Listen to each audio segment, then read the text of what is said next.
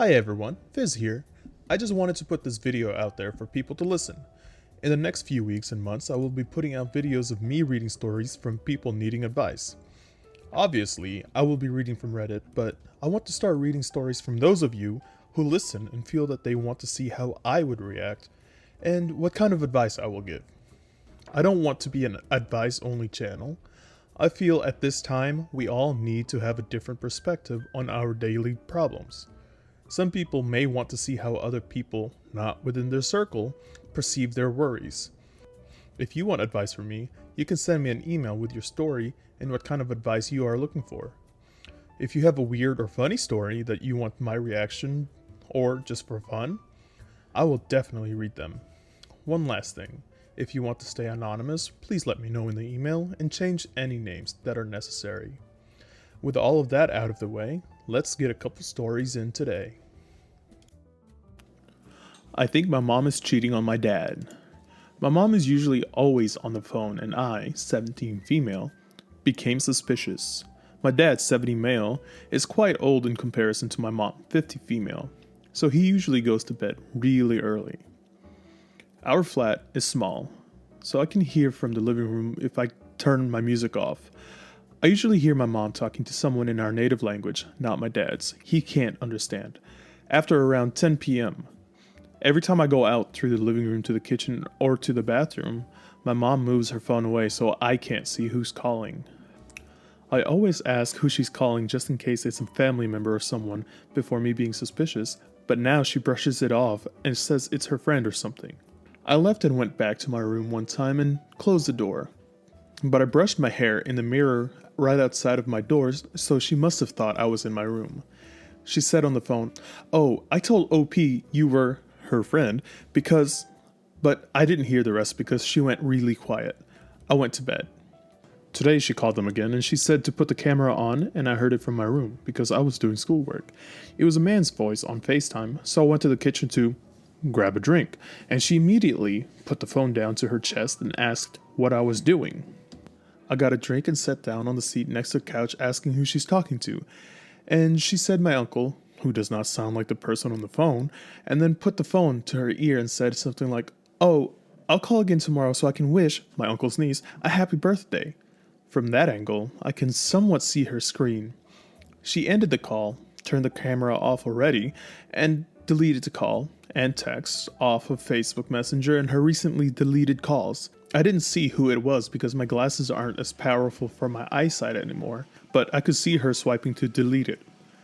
I love my dad and my mom a lot, and I don't know what to do. We're having money problems right now too, so I don't want my dad to stress anymore as he is the one with the job in our family. I was thinking I could ask my brother who lives in the UK now for advice, but I don't want to start any drama if it's unnecessary. Please give me advice. First time posting Reddit, so sorry if it's bad to read. This is one of those family troubles where not a lot of people want to get too involved because they don't want to be held responsible for tearing a family apart. With that said, I would honestly confront your mother and give her your worries, like what you're thinking, and everything that you just mentioned about how you're worried that she's cheating on your dad, and if that's the case, you can just have a face-to-face talk, and if she reacts negatively and you don't want to be in that situation, you don't have to yell back. If she starts yelling, you can just walk away if you want. Somebody down in the comments mentioned that you can wait until your mom's around and nobody else, and you can just kind of hint at something like that. So he or she said, without even looking at her or stopping what you're doing, say, "Lots of families get divorced. When one person is cheating, divorce is the best option," and try to walk away. And after you say that, the chances of her reacting negatively, like yelling at you or grabbing your arm, will more than likely affirm your thoughts of her cheating. But if she just kind of laughs it off and says you're being silly, it may be something that she's planning, maybe for a birthday surprise or something.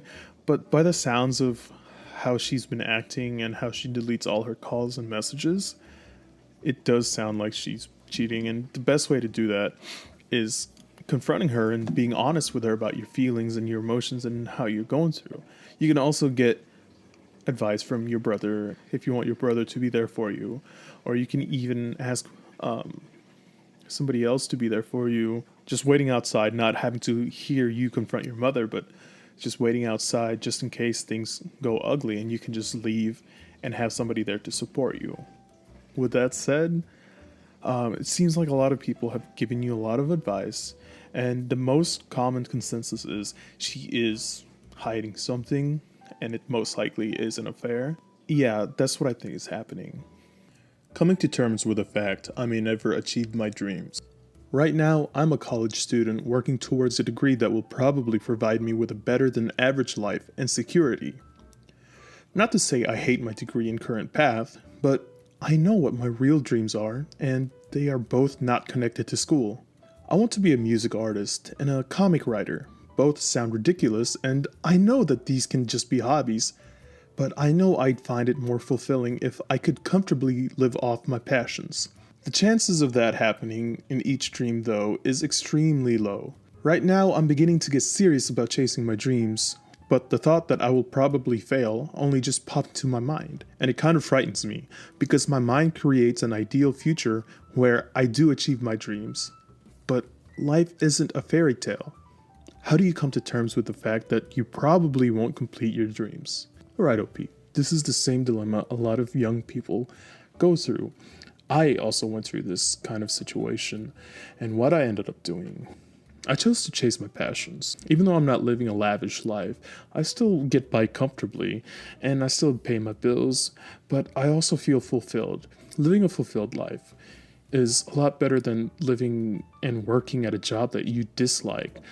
I can tell you that by experience. I was working at a job that I disliked so much that it kind of put me into a depression, but now that I'm out of that job and I actually am doing what I want to do and I'm fulfilling my needs and I'm still able to pay my bills, I am a lot happier and I'm in a happier place because of it. A lot of people will say music and being a comic writer is an unachievable goal, but that's a goal that a lot of people also have achieved because they went out and actually did it. We wouldn't have musicians, we wouldn't have comic writers if they didn't take that leap into a career that everybody else has been telling them will not work out. I'm glad that you have a different degree, because just in case your music and comic career don't immediately take off, you have something to fall back on just in case. So you have a backup plan. That's what a lot of people don't do whenever they chase their dreams. They don't have backup plans. You at least do.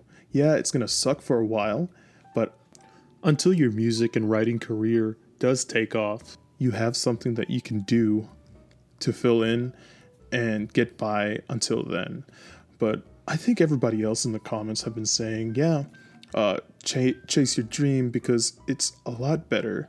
But then again, you are also in a pretty good position since you have a backup plan.